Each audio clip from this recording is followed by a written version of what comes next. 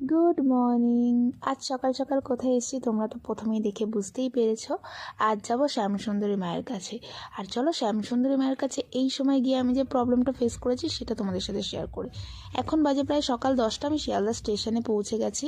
এখান থেকে শ্যামসুন্দরী মায়ের ফুল ঠিকানা, ভোগ বিতরণের টাইমিং সব কিছু তোমাদেরকে বলবো। এই যে ইয়েলো কালারের বিল্ডিংটা দেখছো, এখানে কি করে পৌঁছাবে?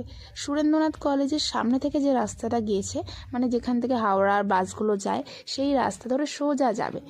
গিয়ে যে 4 রাস্তার মুখটা তোমরা দেখতে পাবে, ওখান থেকে ডান দিক নেবে। কিছুটা গেলেই একটা বাঁ দিকে বড় রাস্তা ঢুকে গেছে, দেখবে ওখানে বই খাতা খামটাম অনেক কিছু বিক্রি হয়।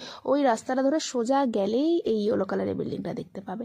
আর এই ডান দিকে দেখতে পাবে এই ওল্ড এজ হোমটা। এই ওল্ড এজ হোমটাই তোমরা যদি দেখে যাও তাহলে বুঝতে পারবে যে তোমরা শ্যামসুন্দরী মায়ের কাছে একদম পৌঁছে গেছো। আর ওই যে হোয়াইট কালারের বিল্ডিংটা, এই বিল্ডিংটা দেখলেই মানে ওই ওল্ড এজ হোমের একদম বাঁদিকে রয়েছে এই হোয়াইট কালারের বিল্ডিংটা। তো এইখানে দেখো এখন অনেক মানুষজন বেরিয়ে যাচ্ছে। এনারা সকাল 8:30টায় পুজো দেওয়া হয়ে গেছে। আর মায়ের মন্দিরের টাইমিং সকাল 8:30টায় একবার, আর দুপুর 12:30টায় একবার। তো এই যে 8:30 থেকে 12:30টার যে গ্যাপিংটা, এই টাইমটাই আমি মায়ের কাছে বসেছিলাম। মানে এই সময় তো আর পুজো হয় না, এই সময় যে যারা আসছে ওখানে ফুলমালা দিয়ে চলে যাচ্ছে। তো এখানে একটা ফুলের দোকান ছিল, ওখান থেকেই আমি ফুল আর মায়ের জন্য মেন যে চালকলা সেটা নিয়ে নিয়েছিলাম। তারপরে ধূপকাঠি, মোমবাতি, একটা পদ্ম ফুলও নিয়েছিলাম। তো পদ্ম ফুলটা ভালো লাগলো বলে নিয়েছি। তো চলো এবার মায়ের কাছে যাওয়া যাক। যেহেতু আমি ফার্স্ট টাইম এসছি, তো তোমাদেরকে ঠিকানাটা আমি পুরোটা যতটা পেরেছি বলে দিয়েছি ক্লিয়ার করে। তো শিয়ালদা স্টেশন থেকে 10 মিনিটের জাস্ট হাঁটা পথ। তো তোমরা আরামসে চলে আসতে পারবে। আর এখন দেখো এটা নিয়ে নিয়েছি, এবার মন্দিরের দিকে যাওয়া যাক।